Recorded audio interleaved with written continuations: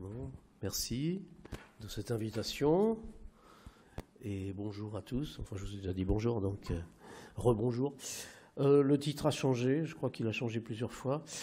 Je m'excuse par avance parce que ça va être un petit peu brouillon parce que je me suis dit qu'il y avait un public un peu hétérogène, donc qui n'obéissait pas aux principes cosmologiques des colloques. Et donc, j'ai rajouté des choses à l'intention des philosophes, d'autres à l'intention des scientifiques. Donc, ça sera un petit peu mélangé. Donc, trois parties dans mon exposé. Premièrement, de la géométrie de base. Deuxièmement, l'introduction des compactifications conformes de Weyl et de ce qu'on appelle les diagrammes de Weyl.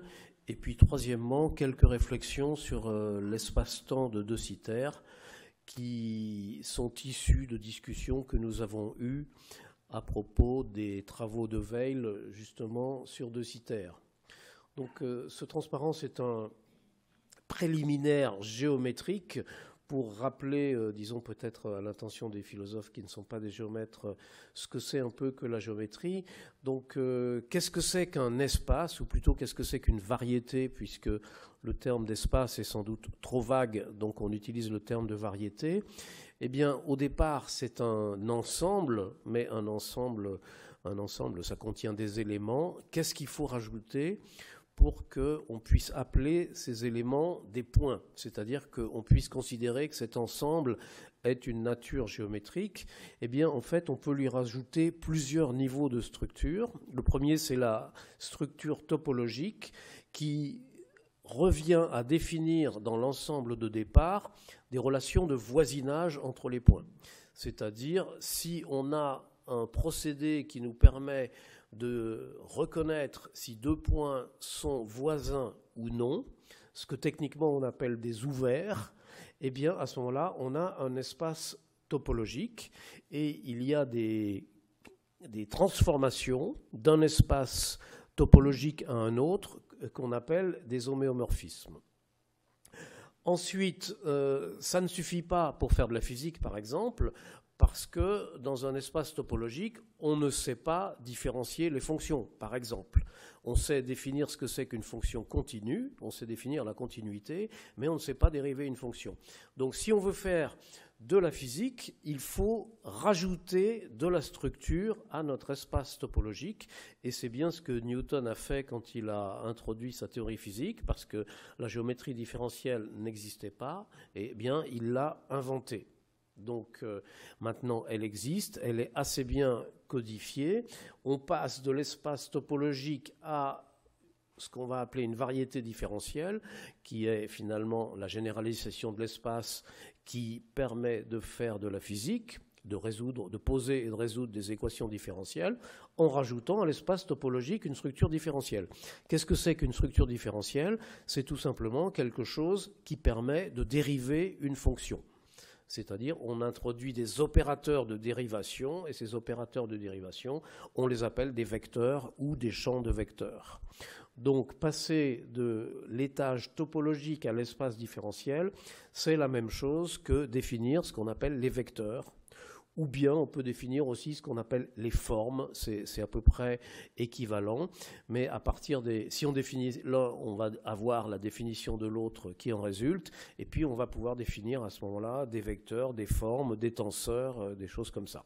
Donc c'est une structure qui commence à être très riche, et il y a des transformations entre variétés différentielles qui s'appellent les difféomorphismes. Mais ce qu'il faut savoir, c'est que quand on effectue un difféomorphisme sur une variété différentielle, on obtient une variété différentielle qui formellement est différente, mais qui finalement est la même.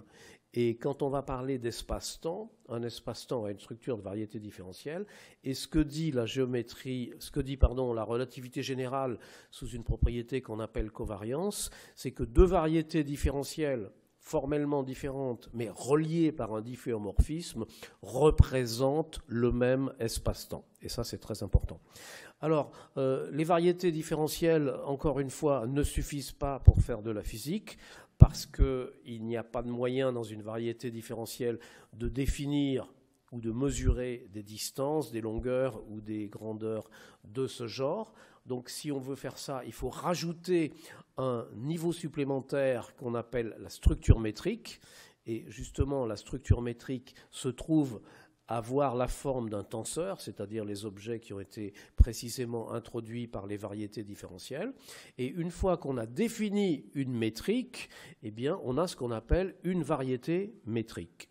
Et ce qu'il faut savoir, c'est que dans une variété différentielle donnée, on peut définir une infinité de métriques différentes qui vont aboutir à des variétés métriques différentes.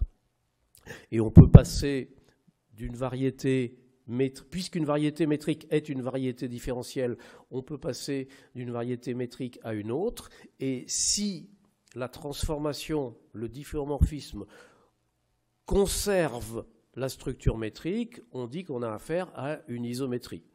Et on peut avoir une isométrie qui transforme une variété en elle-même, et dans ce cas-là, l'isométrie est une symétrie, et quand on parle d'une homogénéité ou d'une isotropie, ce sont des termes qu'on a utilisés assez souvent dans ces exposés, eh bien, c'est une isométrie d'une variété métrique sur elle-même. Et évidemment, c'est ce qu'on peut appeler une symétrie de la structure métrique. Alors, dans la suite, je vais parler de structure conforme, et il faut comprendre que la structure conforme, c'est quelque chose qui est un peu intermédiaire. C'est quelque chose de moins fort que la structure métrique, je vais être un petit peu plus précis tout à l'heure, et un espace conforme, c'est quelque chose qui a un tout petit peu moins de structure qu'un espace métrique ou qu'une variété métrique. Ça ressemble pas mal, vous allez voir, mais ce n'est pas tout à fait aussi déterminé. Et ce qu'il y a d'intéressant, c'est que beaucoup de propriétés physiques dépendent seulement de la structure conforme et pas de la structure métrique. Notamment tout ce qu'on appelle la causalité, tout ce qu'on appelle les cônes de lumière, notamment la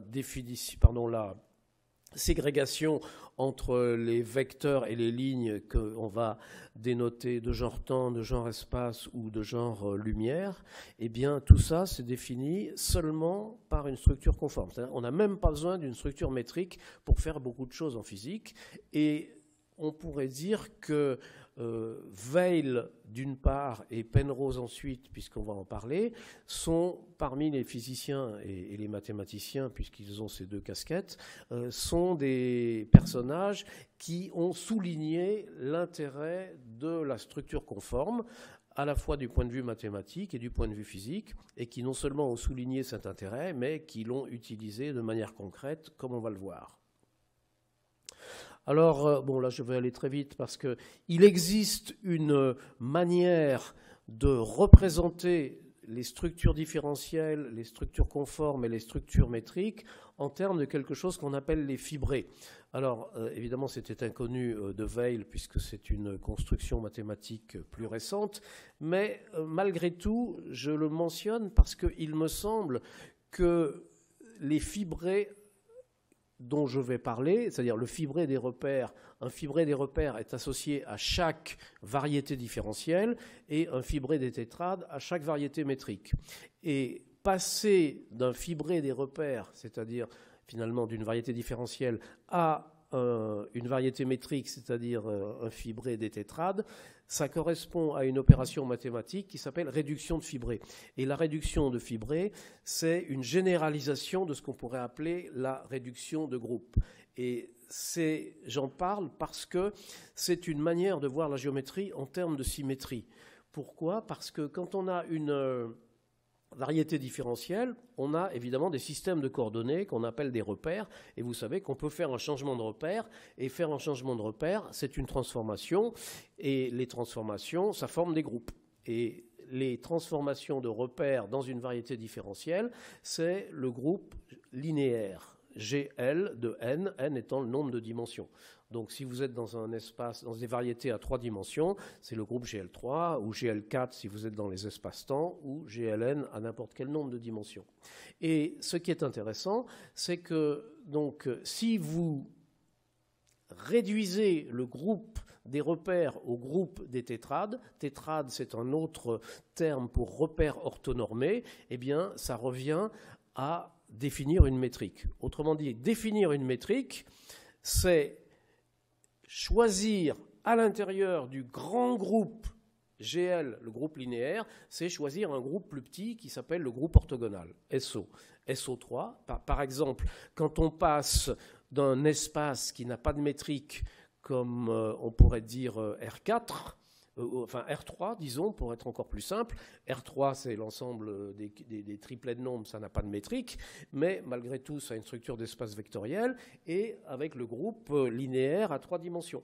Et si dans ce groupe linéaire, on identifie un groupe SO3, qui est le groupe des rotations euclidiennes, eh bien, on arrive tout simplement à l'espace euclidien. Donc, vous voyez, on peut définir ces choses-là en termes de groupe, c'est-à-dire en termes de symétrie. Et encore une fois, bien que ça ne corresponde pas à la lettre à ce qu'a fait Weil, il me semble que c'est un peu dans cet esprit-là, et dans les mathématiques d'aujourd'hui, c'est extrêmement développé. Pourquoi ? Parce que cette notion de fibré s'applique particulièrement bien à la relativité générale et la cosmologie. On peut très bien décrire ces théories en termes de groupes, le groupe linéaire, le groupe de Lorentz, le groupe de Poincaré, le groupe de De Sitter. Ce sont des groupes qui interviennent de manière fondamentale dans les espaces-temps ou les espaces dont on a discuté. Et ça intervient aussi en physique quantique. C'est-à-dire que la théorie quantique des champs, et la théorie des champs en général et la théorie quantique des champs en particulier, ce sont des théories qui s'expriment également en termes de fibré. Et donc c'est une approche très intéressante parce qu'elle permet de considérer un peu sur un même plan les théories quantiques et les théories relativistes. Et tous ceux qui s'intéressent à la quantification de la relativité, la construction d'une théorie de gravitation quantique, utilisent ce formalisme, parce que ce formalisme a une particularité, c'est qu'il permet de définir de manière rigoureuse ce qu'on appelle les connexions, et si vous avez fait un peu de relativité et donc de cosmologie, vous utilisez sans arrêt les connexions, et si vous faites des théories de jauge, vous utilisez aussi sans arrêt les connexions, et je dirais c'est finalement, le champ gravitationnel qu'on a l'habitude de décrire en termes de métrique ou en termes de courbure, eh bien, il est souvent bien plus avantageux de le définir en termes de connexion. Et pour être précis, quand on a une structure métrique, comme je viens de l'introduire et comme on en a beaucoup parlé dans les exposés précédents, si on dérive cette métrique dans un certain sens que je ne veux pas développer, on obtient la connexion. Et si on dérive la connexion, on obtient la courbure. C'est-à-dire que quand on passe de la métrique à la connexion et à la courbure, on est exactement dans la même procédure que quand on passe, par exemple en physique newtonienne, du potentiel au champ et au champ de marée. Le champ de marée étant le différentiel du champ gravitationnel. Donc il y a cette analogie qui est extrêmement importante et qui donc se comprend encore une fois très bien dans ce langage mathématique-là. Alors maintenant, j'introduis la transformation d'échelle, qu'on appelle aussi quelquefois transformation conforme ou transformation d'échelle de Weil ou Weil scaling, évidemment en anglais. Et ce qu'il faut, parce qu'il y a deux choses qui sont souvent confondues, qu'on appelle toutes les deux transformations conformes, ce que je vous introduis là et ce que je vais introduire dans un moment, qu'on appelle aussi un conformorphisme. Et je vais essayer de vous expliquer la différence entre les deux, parce que ce sont deux choses qui sont souvent confondues, bien qu'étant de nature très différente. Donc, la transformation d'échelle de Weil, le Weil scaling, c'est une opération qui se déroule dans une variété différentielle fixe. Par exemple R3 ou R4, et c'est un changement de métrique. C'est-à-dire, vous supposez que vous avez une métrique que j'appelle petit g, et vous allez transformer cette métrique dans une métrique grand G qui est proportionnelle à petit g avec un facteur scalaire qu'on appelle, qu'ici j'ai noté W, je l'ai noté W au carré, tout simplement parce que la métrique, c'est pas la dimension d'une longueur, c'est la dimension d'une longueur au carré. Donc on a mis W au carré pour simplement rappeler la dimensionnalité et aussi pour souligner le fait que on ne considère qu'un facteur positif et jamais nul. Donc si j'ai une métrique, je peux très bien définir une autre métrique en choisissant n'importe quelle fonction W, et j'ai ma nouvelle métrique grand G. Donc j'avais une variété métrique qui était m petit g. Maintenant, j'ai une autre variété métrique qui est le même m, mais cette fois grand G. La variété n'a pas été modifiée. Donc, on va dire qu'il y a entre les deux métriques une relation conforme. Et ce qui est intéressant, c'est qu'elles ont beaucoup de choses en commun. Alors, si vous tracez un segment, les deux segments n'auront pas la même longueur dans les deux métriques, ou ils n'auront pas la même durée si on est dans l'espace-temps, mais les rapports de longueur en un même point sont conservés, les angles sont conservés, et par exemple, la distinction entre lignes ou vecteurs de genre temps, de genre espace, etc., sont conservés.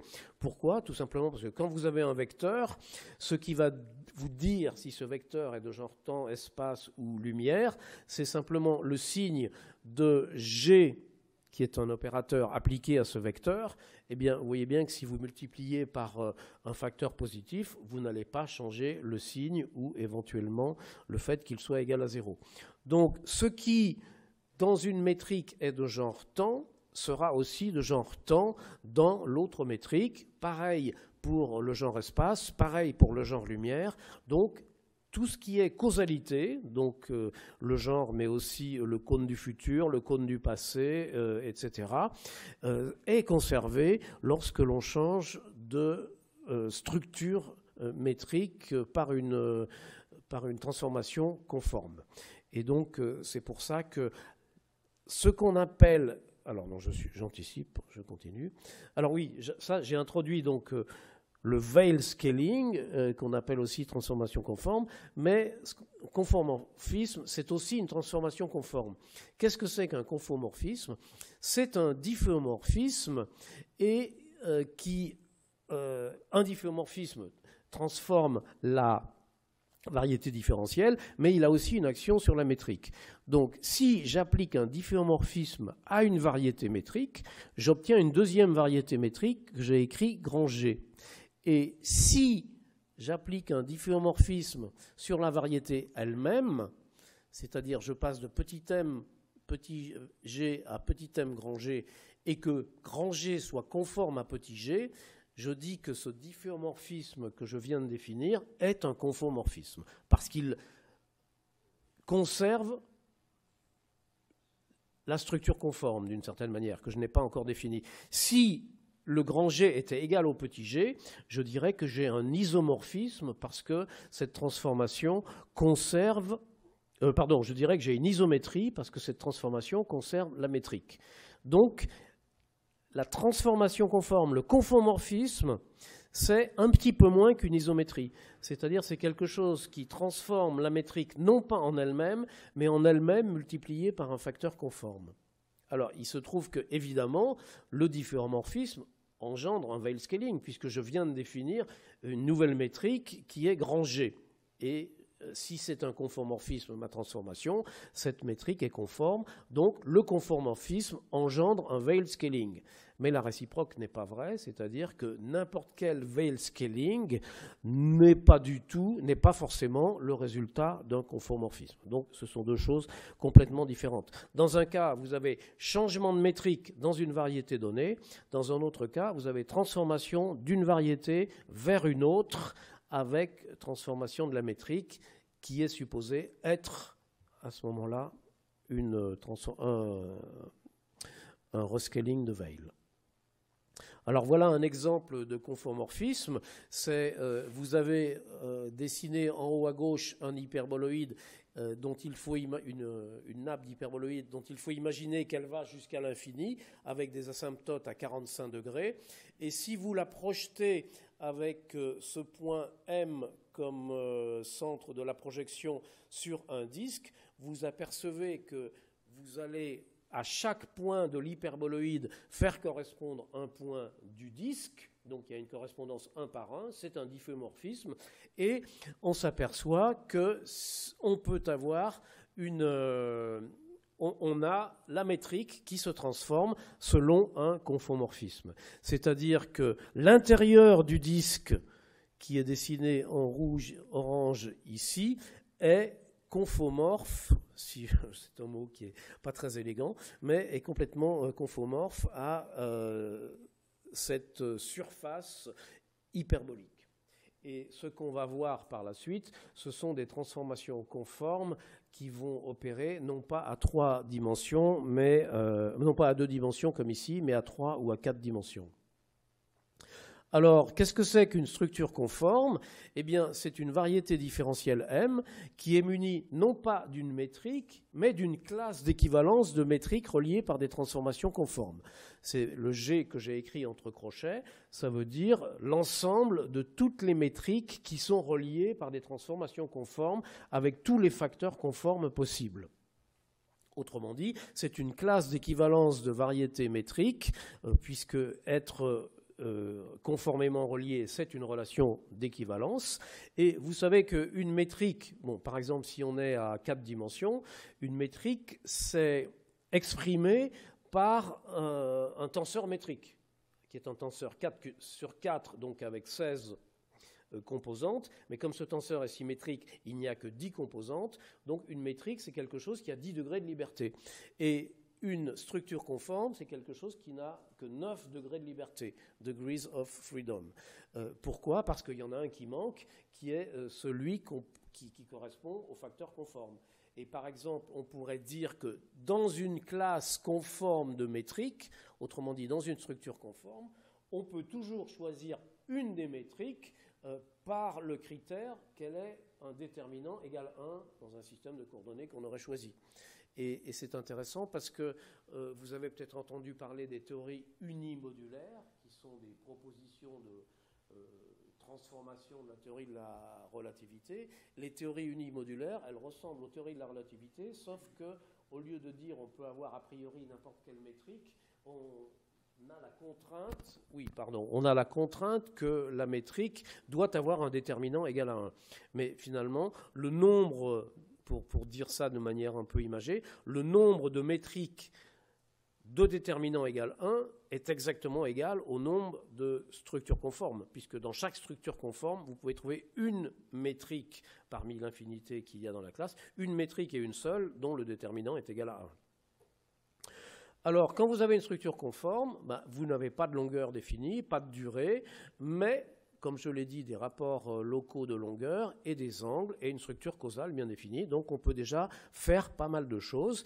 Et il existe actuellement, je dirais, une école de physiciens qui disent que, finalement, et ça commence avec Weil, évidemment, une école de physiciens qui dit qu'on n'a pas besoin pour faire de la physique d'une structure métrique, c'est trop fort, une structure causale suffit, et j'en reparlerai par la suite, parce que c'est quelque chose qui n'est pas terminé. C'est toujours actuel. Est-ce qu'on peut avoir une théorie de la gravitation qui serait seulement une théorie conforme et pas nécessairement une théorie métrique? Alors, qu'est-ce que c'est qu'une géométrie de Weil? Eh bien, c'est simplement une structure conforme avec quelque chose en plus, avec une connexion qui la préserve. Qu'est-ce que c'est qu'une connexion? C'est la même chose qu'une dérivée covariante, si vous connaissez ce terme. C'est aussi quelque chose qu'on définit de manière très rigoureuse par l'intermédiaire des fibrés que j'ai mentionné tout à l'heure. Bon, peu importe. Disons, ce qu'il faut savoir, c'est que c'est une sorte de dérivation. Donc, j'utilise ici le mot connexion comme synonyme de dérivée covariante. Bon, il se trouve qu'une connexion a beaucoup de propriétés supplémentaires qui font que c'est très intéressant.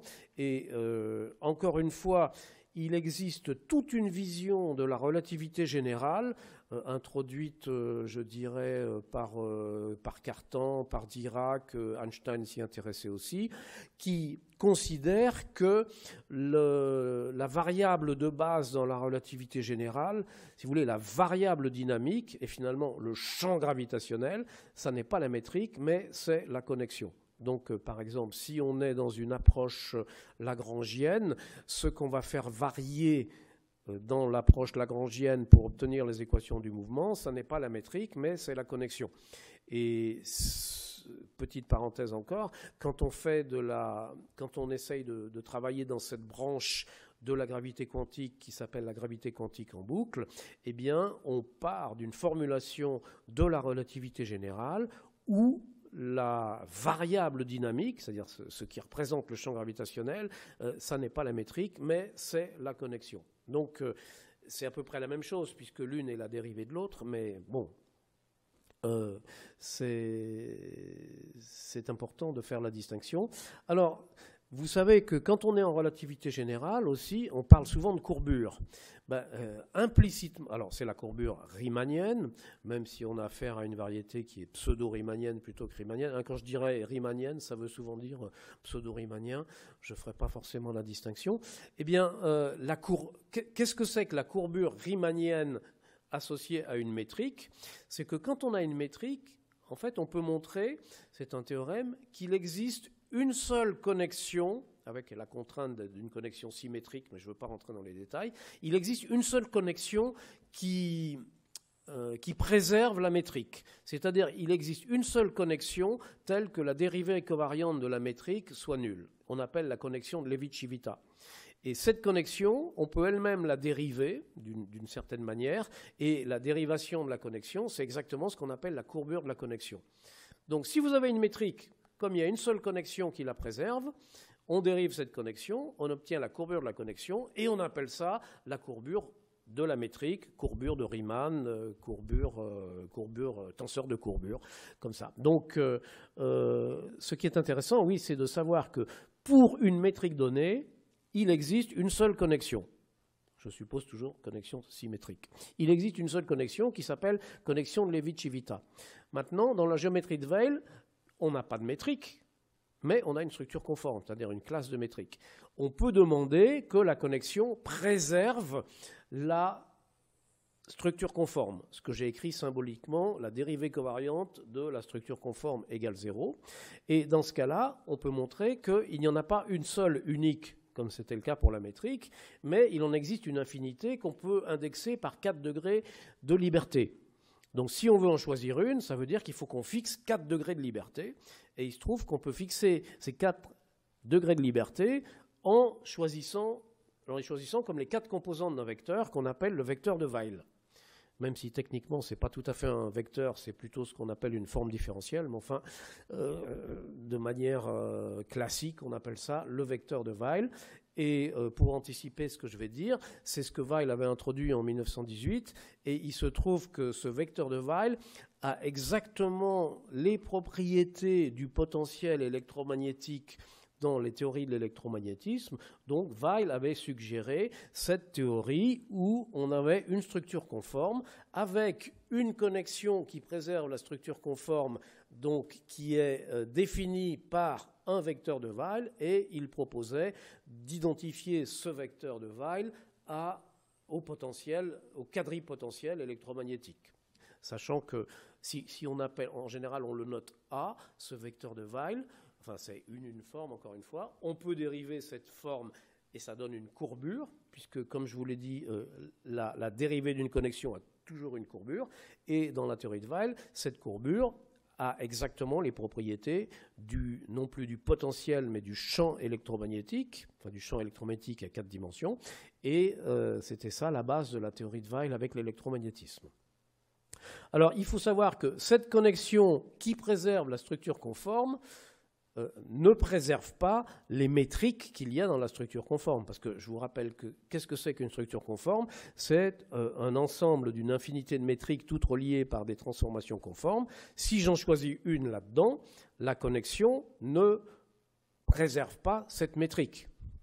Sauf, il existe une classe de connexions très particulières qui sont telles que dans la classe G, avec des crochets, on peut trouver une métrique G qui est préservée par la connexion.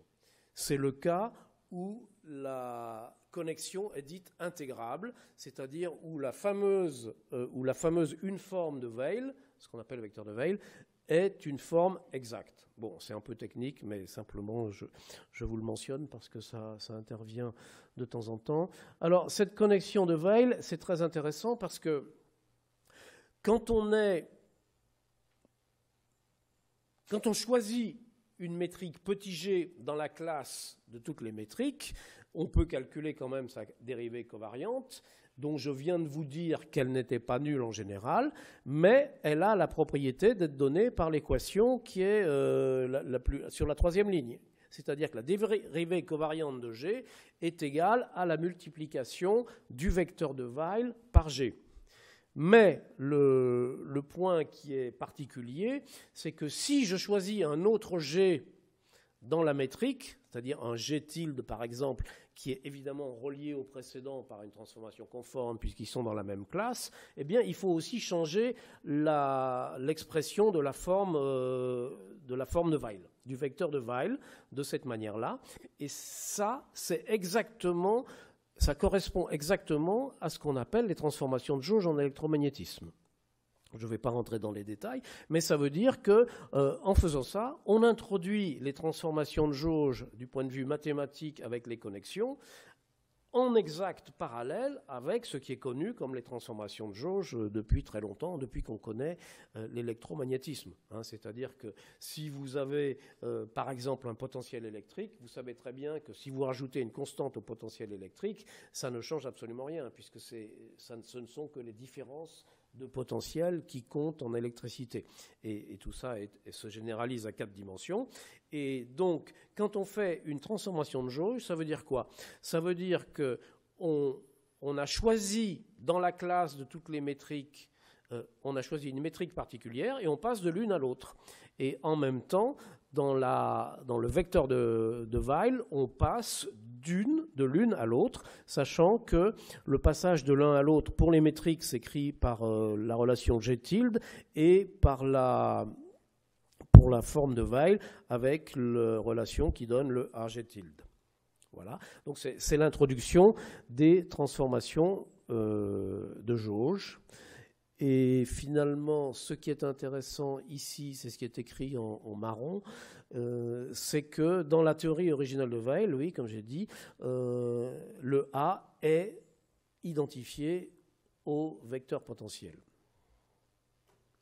Oui, ce que je veux faire remarquer aussi, c'est que ce formalisme de transformation de jauge, de théorie de jauge et ça, il est devenu tellement universel que souvent quand on parle de changement de coordonnées, aujourd'hui, on considère que le changement de coordonnées, ou si vous préférez les difféomorphismes, parce qu'il y a une équivalence mathématique entre les difféomorphismes et les changements de coordonnées, qu'on appelle la covariance, si vous voulez, que, en tout cas, le changement de coordonnées, c'est une sorte de transformation de jauge. Autrement dit, dans le langage moderne, on va vous dire la relativité générale est une théorie de jauge des difféomorphismes. Alors, ça n'est pas vrai. Personne ne dit que c'est vrai, mais ça a la même forme. En tout cas, ce qui est vrai, c'est que les difféomorphismes sont des transformations de jauge de la relativité. Et pour utiliser le langage que j'ai écrit tout à l'heure, j'ai mis des crochets pour désigner une classe d'équivalence de métrique. Eh bien, quand vous avez choisi un système de coordonnées, la métrique, vous l'écrivez avec les coordonnées. Le G devient un G menu. Le G, la métrique, c'est quelque chose qui ne dépend pas d'un système de coordonnées. En revanche, si vous écrivez les composantes G menu dans un tableau, ça dépend du système de coordonnées. Et on pourrait dire que la métrique, c'est l'ensemble de toutes les manières dont on peut l'écrire dans tous les systèmes de coordonnées. Autrement dit, c'est pour ça que j'ai écrit ça, c'est que finalement, ce qu'on appelle la métrique, on pourrait dire, c'est la classe d'équivalence de toutes les manières qu'on peut avoir de l'écrire dans tous les systèmes de coordonnées. C'est un peu trivial de dire ça, mais c'est pour faire le lien avec cette notation de classe d'équivalence et pour faire le lien entre cette notion de transformation de jauge qui est introduite ici avec le fait que les changements de coordonnées ou les difféomorphismes sont des transformations de jauge, ce qu'on appelle la covariance. Et comme vous le savez, sur l'interprétation de la covariance, on peut en dire beaucoup, mais disons que quand on veut faire de la gravité quantique, ça veut dire qu'on veut mêler évidemment la théorie de la relativité avec la théorie quantique, et on peut dire qu'il y a deux approches. Vous savez qu'il y a deux approches essentielles. Je ne vais pas être très général, mais juste les deux approches essentielles, c'est d'une part la gravité en boucle et l'autre, c'est la théorie des cordes. Et si vous voulez, une des différences fondamentales, c'est que la gravité en boucle considère cette covariance comme une propriété fondamentale qui est préservée, alors que ce qu'on reproche au contraire à la théorie des cordes, c'est de ne pas avoir cette covariance, d'être formulée dans ce qu'on appelle un espace de fond à 10 dimensions. Le problème n'est pas qu'il ait 10 dimensions, mais le problème c'est qu'il est considéré comme fixe avec aucune covariance. Donc c'est ça que les adversaires de la théorie des cordes, du temps où elle était encore viable, reprochaient à cette théorie par rapport à l'autre théorie qui, elle, non seulement conserve la covariance de la relativité générale, mais en fait une propriété fondamentale. Alors ce qu'il faut aussi savoir qui est important, et qui était déjà très important chez Weil, c'est que si on fait une transformation de jauge, une transformation de jauge vous fait passer d'une métrique à une autre, vous fait passer d'un vecteur de Weil à un autre, mais la connexion elle-même reste la même. Et le f, la courbure qui est la différentielle de la connexion, reste aussi la même. Et ça correspond au fait que quand vous avez une transformation de jauge en électromagnétisme, la transformation de jauge transforme la valeur du potentiel, et même du potentiel vecteur, et même du quadripotentiel si vous êtes à 4 dimensions, mais la courbure elle-même, c'est-à-dire le champ électromagnétique, n'est pas modifié par une transformation de jauge. Et c'est dans ce sens-là que c'est le champ électromagnétique et non pas le potentiel qui est vraiment physique. Puisque le potentiel, en gros, il dépend de la jauge que vous avez choisie arbitrairement. De la même manière que quand vous écrivez un G mu nu, eh bien, ça dépend du système de coordonnées que vous avez choisi arbitrairement, alors que la métrique, elle est bien définie, elle ne dépend pas d'un choix de jauge. Le problème, c'est que si vous voulez faire de la physique ou des mathématiques avec une métrique, vous n'avez pas d'autre moyen que de vous placer dans un système de coordonnées, c'est-à-dire de faire un choix de coordonnées, de faire un choix de jauge, alors que votre résultat ne doit pas dépendre à la fin, évidemment, du système de coordonnées. Est-ce que je lis bien qu'il me reste 5 minutes, c'est ça? D'accord.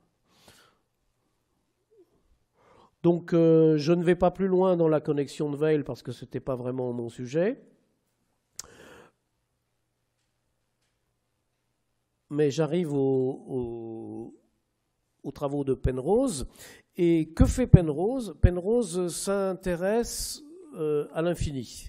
Et ce qu'il veut faire, c'est représenter par projection la totalité d'un univers infini sur un diagramme fini. Alors, les univers infinis, pourquoi infinis? Parce que s'ils ne sont pas infinis, ça veut dire soit ils sont refermés sur eux-mêmes, ce qui est très bien parce que, par exemple, spatialement, c'est tout à fait concevable et intéressant, comme dans le modèle d'Einstein. Mais, je vais dire temporellement, c'est un peu gênant d'imaginer que le futur rejoint le passé. Donc, on a des univers en général infinis, mais on voudrait bien les représenter d'une manière finie, et c'est ce que permettent de faire les diagrammes de Penrose, un peu comme dans la projection qui est ici, mais avec des règles un peu plus strictes, parce qu'on veut conserver quelque chose de manière conforme. Donc l'idée que j'ai notée là, au milieu du transparent, c'est de ramener l'infini dans une région finie. Comment? En introduisant une sorte de frontière artificielle qui est éloignée de toutes les régions dans lesquelles on fait de la physique locale. Et comment on va faire? On va trouver un conformorphisme qui, partant de la variété initiale, nous amène à une autre variété qui, elle, possède une frontière à distance finie, exactement comme on faisait ici. Alors, comment on le fait? Je ne vais peut-être pas rentrer dans les détails, mais c'est par l'intermédiaire de conformorphismes. Et je vais tout simplement vous donner le premier exemple qui est celui de l'espace-temps de Minkowski. Donc voilà un diagramme de Weil correspondant à l'espace-temps de Minkowski. Alors comme c'est conforme, il y a une propriété qui est que ça conserve le fait que les rayons lumineux sont des droites à 45 degrés. Donc là-dedans, les rayons lumineux sont des droites à 45 degrés. Et vous voyez tout de suite quelque chose d'intéressant, c'est que tous les points de l'espace-temps de Minkowski sont dans le futur causal d'un seul point qui est dans l'infini passé, qui est le bas du diamant, et que tous les points ont un futur causal commun, qui est ce qu'on appelle l'infini de genre-temps futur.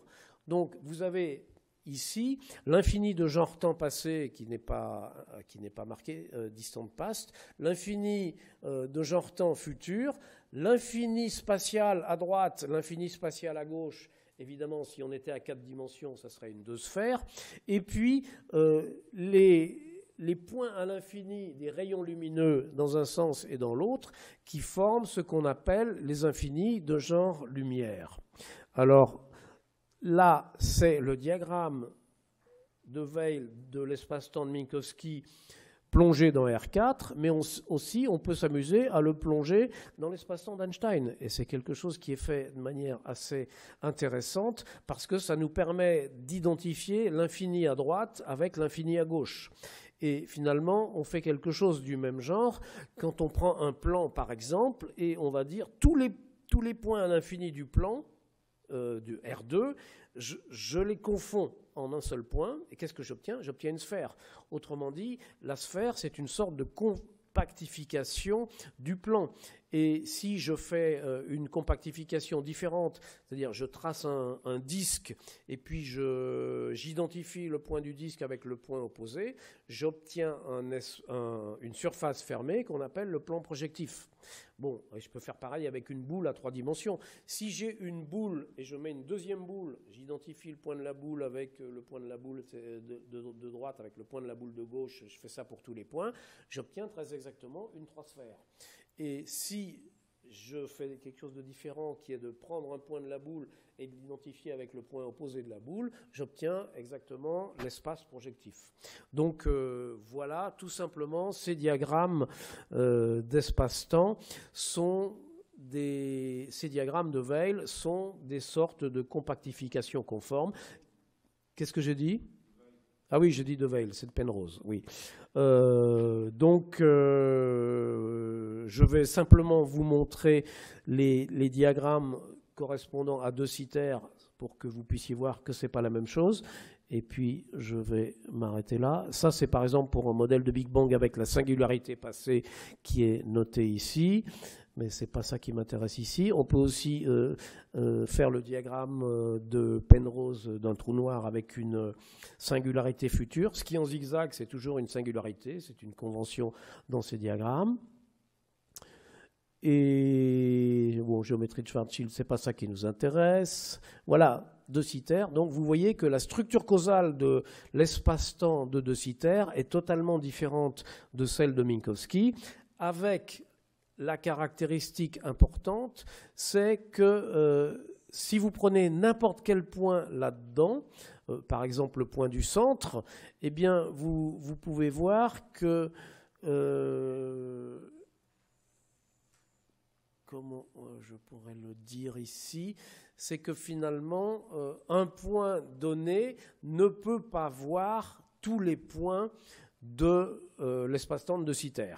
Autrement dit, à chaque observateur est associé un horizon qui sépare la partie de l'espace-temps de Minkowski qu'il peut voir. On peut dire qu'il peut voir un jour en supposant qu'il va aller jusqu'à l'infini, et la partie de l'espace-temps de Minkowski qui pourra un jour le voir.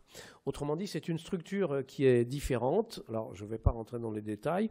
Et pour terminer, je reviens encore sur De Sitter. Et De Sitter, c'est un hyperboloïde, comme ça. Alors ici, c'est un hyperboloïde, c'est une surface hyperboloïde que j'ai dessinée plongée dans R3. Mais évidemment, il faudrait un hyperboloïde à 4 dimensions plongé dans R5, si vous voulez. Et c'est vrai qu'on peut le plonger dans un espace-temps de Minkowski à 5 dimensions. C'est souvent comme ça qu'on l'introduit. Je passe les détails. Alors, mais il y a plusieurs univers de Sitter. Selon qu'on prend l'univers, selon qu'on prend l'hyperboloïde entier et qu'on le coupe différemment. Autrement dit, on peut le couper horizontalement, comme j'ai montré à gauche, auquel cas on a des sections spatiales, ce qu'on appellerait l'espace, qui sont des 3 sphères, c'est-à-dire des espaces fermés, un peu comme dans le modèle d'Einstein. Si vous voulez, ça ressemble au modèle d'Einstein, sauf qu'au lieu d'être un cylindre, le cylindre s'écarte et tout. Ou bien on peut le couper d'une manière différente, comme au milieu, avec des plans inclinés, et dans ce cas-là, on a l'espace qui est plat, qui est simplement R3, l'espace euclidien, mais le prix à payer, c'est que on ne peut pas avoir l'hyperboloïde entier comme ça, on n'a qu'une partie de l'hyperboloïde, ou on peut faire une 3e coupure qui est plus détaillée ici et qui est intéressante, c'est pas celle-ci, c'est laquelle? C'est celle-ci, parce que c'est celle qui avait été introduite par De Sitter et c'est celle que Weil a commentée de manière assez détaillé. Ce qu'il faut savoir, c'est ce que Weil appelle un observateur, ce que nous, on appellerait une congruence d'observateur. C'est-à-dire qu'un observateur, pour nous, aujourd'hui, c'est une ligne d'univers. Pour Weil, ce qu'il appelle un observateur, c'est un ensemble de lignes d'univers qui remplissent tout l'espace-temps. Donc, Weil subordonne toutes ces définitions, les définitions du temps cosmique, les autres définitions, les définitions de l'espace, les définitions du temps, à l'existence d'un observateur. Et l'observateur, on peut le choisir de manière différente. Dans le dessin que je vous ai montré tout à l'heure, les observateurs étaient des lignes choisies différemment. Et dans cette variante qui est ici, toutes les lignes représentent des observateurs, et ce sont quoi? Ce sont l'intersection, vous avez des plans parallèles qui coupent l'hyperboloïde selon ces lignes-là. Et parmi tous ces observateurs, il n'y en a qu'un seul qui est inertiel, c'est celui qui est dessiné en bleu, mais ils ont une propriété, c'est qu'ils sont statiques. Alors, qu'est-ce que ça veut dire un observateur statique? C'est un observateur tel que ces lignes d'univers sont toujours tangentes à ce qu'on appelle un vecteur de Killing. Un vecteur de Killing de genre temps, c'est quelque chose qui finalement est l'expression d'une symétrie temporelle. Alors, comme vous le savez, le modèle d'Einstein est statique et il a effectivement un vecteur de Killing qui le remplit. L'hyperboloïde de De Sitter ne possède pas de vecteur de Killing global, c'est-à-dire de champ de vecteur Killing qui soit défini dans tout l'hyperboloïde. En revanche, si on coupe l'hyperboloïde, si on ne prend que le quart tel que je l'ai dessiné là, il existe un vecteur de Killing dans ce quart-là, et ces trajectoires sont exactement les trajectoires de l'observateur introduit par De Sitter et commenté par Weil. Donc ces observateurs-là voient un espace-temps statique, comme dans le modèle d'Einstein, mais ils ne sont pas géodésiques, donc ils ne sont pas inertiels, donc ils sont accélérés. Et les premières interprétations du décalage vers le rouge étaient formulées par De Sitter dans le cadre de ce modèle. Mais ce sont des observateurs accélérés. On en a un peu parlé hier. Et ce que je voulais dire, et je vais terminer ici, c'est qu'on pourrait absolument dire la même chose dans Minkowski. Parce que dans Minkowski, vous avez un vecteur de Killing qui est bien connu. C'est par exemple le vecteur de Killing vertical ou bien n'importe quelle ligne horizontale. Mais il y a un second vecteur de Killing de genre temps qui est moins connu et qui, lui, n'existe que dans un quart de Minkowski, un peu comme ici, et c'est ce qui est à la base de la définition de l'effet Unruh, du cadran de Rindler dans l'espace-temps de Minkowski. Et donc, on pourrait imaginer un espace-temps qui soit statique et qui soit simplement donné par ce morceau de l'espace-temps de Minkowski, et c'est exactement ce qui est à la base de l'effet Unruh.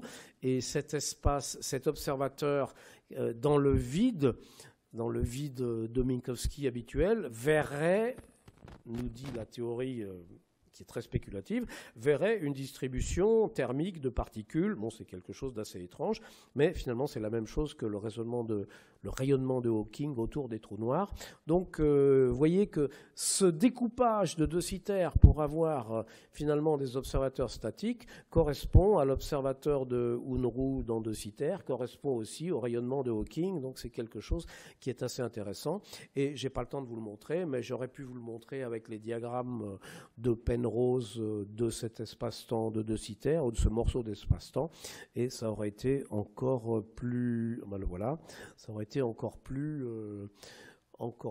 évident, je pense. Je vous remercie.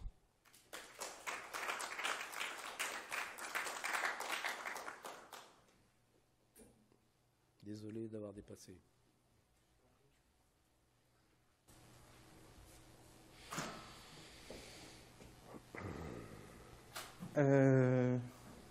Je vois pas de questions, j'en posais une en attendant que d'autres questions est-ce que c'est possible, s'il te plaît, de revenir au diagramme de Penrose de l'espace de Minkowski? Je voulais, si c'était possible, est-ce qu'on pourrait expliquer à la main comme ça la raison pour laquelle le diagramme de Penrose de l'espace de Minkowski ressemble à un diamant avec un seul point dans le passé, dans l'infini passé, un seul point dans l'infini futur. Est-ce que ça représente une deux-sphère, le point? Oui. Il faut savoir que dans cette modélisation, chaque point représente une deux-sphère. Oui. À la main, c'est pas si facile parce que il se trouve que toutes alors, un observateur, dans le sens usuel aujourd'hui, c'est une ligne d'univers de genre-temps. C'est une ligne de genre-temps. Ben, il se trouve, si tu veux, que dans cette représentation, il pourrait y en avoir d'autres, mais... alors oui, ce que j'ai oublié de dire aussi, c'est que le diagramme de Weyl, il est unique. C'est-à-dire, pour chaque espace-temps, il n'y en a qu'un. Et que ce que ça veut dire qu'il n'y ait qu'un point dans le passé, ça veut dire que ce dont on a discuté déjà une fois, c'est le fait qu'un observateur, dans sa ligne d'univers, verra tout ou tard n'importe quel point de l'espace-temps de Minkowski. C'est une manière de le dire. L'autre manière de le dire, c'est que dans le passé, toutes les lignes de genre-temps, c'est-à-dire toutes les lignes d'univers de tous les observateurs, convergent au même point dans le passé. Et ça, c'est une propriété de Minkowski, mais qui est due à la métrique. Et donc, j'ai réfléchi, mais je n'ai pas trouvé de moyen simple de le visualiser et de le faire comprendre. C'est comme ça. En revanche, les géodésiques de genre-temps, tu vois qu'elles ne convergent pas toutes vers le même point dans le passé, puisqu'on a cet infini de genre-temps. Et la topologie de... Je ne voudrais pas me tromper, mais la topologie du passé en général, dans ce cas-là, moi je ne sais plus, j'ai peur de dire des bêtises. Donc, ah bah oui, non, bon. Je préfère Oui, alors oui, ce qui est intéressant aussi, c'est que vous voyez qu'ici, on peut finalement identifier l'infini à droite et l'infini à gauche. Quand on va vers l'infini là, on peut dire que le point est le même. Et d'ailleurs, c'est plus ou moins ce que va faire Penrose, comme va nous raconter Jean-Jacques. Mais, en général, on va se dire le point I plus en haut et le point I moins, c'est-à-dire le futur infini et le passé infini, on n'a pas envie forcément de les identifier, parce que ça voudrait dire qu'il y a des lignes de genre-temps fermées, on pourrait revivre son passé, etc. Donc c'est quelque chose qui n'est pas en général très, très à la mode, sauf que Jean-Jacques va nous parler des modèles de Penrose qui doit être quelque chose de ce genre-là. Voilà. Est-ce qu'il y a d'autres questions? Je pourrais juste remontrer... C'est juste pour continuer sur les diagrammes de Penrose, sur celui pour un espace de Sitter, celui que tu as montré à la fin. Celui de la fin, ça...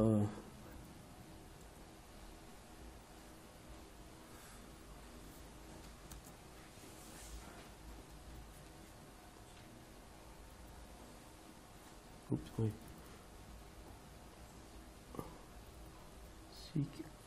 Celui de la fin, c'est celui-là, ouais. Alors, oui, la partie avec des coordonnées statiques, c'est la partie qui est rosée. Et ce que tu vois, c'est... En fait, les lignes diagonales, ça serait l'horizon d'un certain observateur. Enfin, le cône... pardon, non, c'est le cône d'un certain observateur à un certain moment. l'horizon, oui. L'horizon, il faudrait que tu imagines que tu prends le cône d'un observateur qui serait par exemple tout en haut ou tout en bas. Donc l'horizon serait comme ça, pour celui qui est en haut, l'horizon serait comme ça pour celui qui est en bas, ça dessinerait un diamant, et la partie externe au diamant, c'est ce qu'il ne pourra jamais voir et ce qui ne pourra jamais être vu non plus. Donc ce diamant, ça serait l'horizon de l'observateur, c'est-à-dire c'est l'intersection entre son cône du passé à l'infini et son cône du futur à l'infini passé. On appelle ça un diamant causal. Ça a beaucoup de valeur. J'aimerais reposer, si possible, une deuxième question, plutôt sur Weil. Et sur la place de Weil dans l'histoire de la géométrie différentielle et de son application aux théories de la relativité. Alors, tu as bien présenté en fait ce qu'était une structure conforme, et donc la structure conforme en géométrie différentielle. Weil a joué un rôle donc crucial pour clarifier en tout cas les choses et les présenter dans ses ouvrages de géométrie et de physique. Et ensuite, tu as parlé du fait que Weil contribuait avec d'autres physiciens géomètres à défendre une vision des théories de la relativité, où peut-être qu'on pouvait se passer d'une métrique donnée pleinement et entière et de ne se donner qu'une structure conforme. Alors ça ne correspond pas à ce que moi je connais en fait des textes de Weil. Weil fait beaucoup de choses.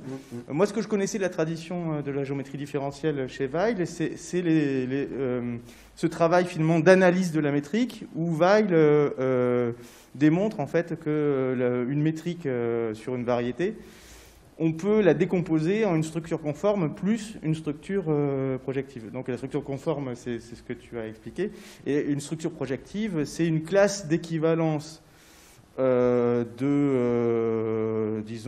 métriques où on met dans la même classe d'équivalence toutes les métriques qui ont les mêmes géodésiques, mais qui reparamétrisent, disons, qui changent les paramètres le long de chaque géodésique, mais qui conservent donc les géodésiques, qui sont l'équivalent donc des droites, et donc d'où l'idée de projectif, de structure projective.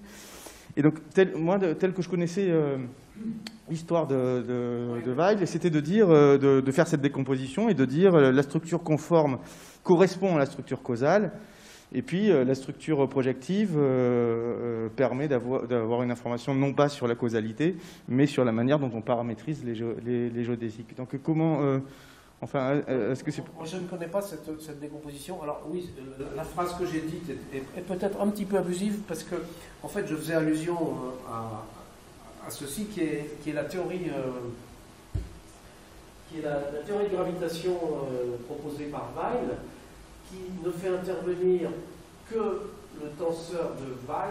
Le tenseur de Weil, en gros, c'est une partie du tenseur de courbure, mais il a la propriété d'être invariant conforme. C'est-à-dire que si je fais une transformation conforme de la métrique, je passe d'une métrique à une autre, donc je passe d'un tenseur de courbure à un autre tenseur de courbure qui est différent. Mais le tenseur de Weil, je passe d'un tenseur de Weil à un autre tenseur de Weil qui est le même. Donc le tenseur de Weil est invariant conforme. Et quand on a la théorie de la relativité habituelle, on peut la dériver dans le Lagrangien, qu'on appelle le Lagrangien de Einstein-Hilbert, qui est écrit comme une intégrale, l'action est écrite comme une intégrale de cette manière-là, avec ce qu'il y a à l'intérieur de l'intégrale, qui est tout simplement la courbure scalaire. La courbure scalaire qui est une contraction du tenseur de courbure de Riemann, mais qui n'est pas invariant conforme. Et Weil a trouvé ce tenseur qui porte son nom, qui est invariant conforme, dont on ne peut pas prendre la trace parce que sa trace est nulle, mais on peut prendre la trace de son carré, ce qui est fait ici, c'est-à-dire on peut le contracter par lui-même, et ça donne quelque chose qui est tout à fait viable, et qui, à ce moment-là, peut être considéré comme une nouvelle théorie de la gravitation.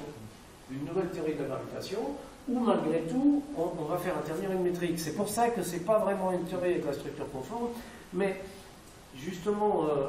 Weil a beaucoup joué avec les structures conformes, mais sans être vraiment dans la structure conforme. Et par exemple, quand il introduit sa connexion, qui est la connexion de Weil qu'on introduit de la manière que j'ai mentionnée, qui préserve une structure conforme, il va dire j'ai une connexion, mais qui change la métrique. C'est-à-dire qu'il ne peut pas s'empêcher de supposer quand même qu'il y a une métrique. C'est-à-dire qu'implicitement, il va choisir dans sa classe une métrique parce que, je pense, si vous voulez, intellectuellement, il est tellement habitué à ce qu'on puisse parler de longueur, etc.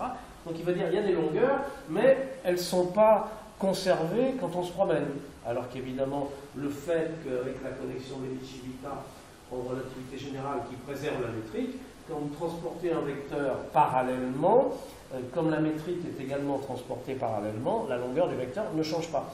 Alors, et Weil avait même utilisé un argument que je ne sais plus si c'est lui qui l'a appelé démocratique ou si on l'a appelé démocratique après, c'est que si vous prenez un vecteur et que vous lui faites faire un petit tour dans l'espace, il va revenir après avoir tourné. L'angle a changé, mais sa longueur n'a pas changé. Et il dit c'est pas démocratique, il faudrait que la longueur change aussi.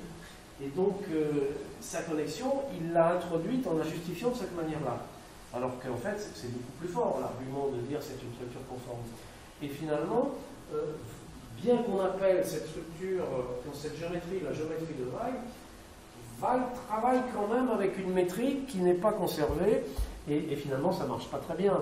Et à la théorie électromagnétique a répondu l'argument d'Einstein, qui est de dire oui, mais il y a des étalons de longueur, donc si vous baladez un étalon de longueur, quand il va revenir, il n'aura plus la même longueur, donc votre théorie est incompatible avec les étalons de longueur, et donc finalement Weil a rejeté sa théorie, entre autres à cause de cet argument-là. Enfin, il y avait d'autres arguments aussi.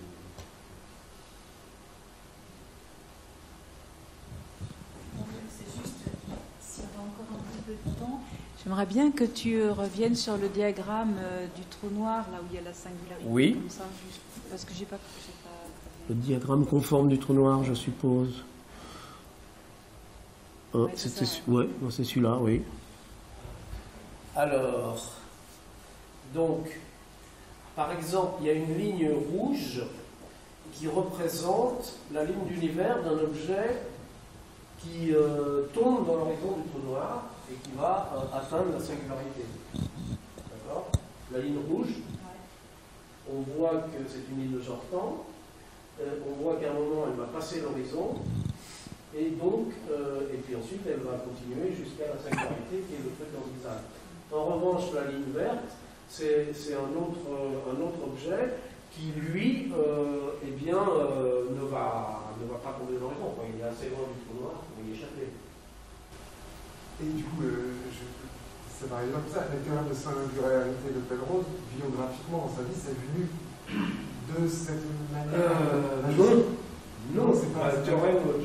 Tu peux trouver, je pense que tu peux trouver l'exposé, enfin disons, plus que l'exposé, le commentaire de ce théorème dans le bouquin de Ellis et Hawking Ellis. Même dans les cycles du temps. Hein.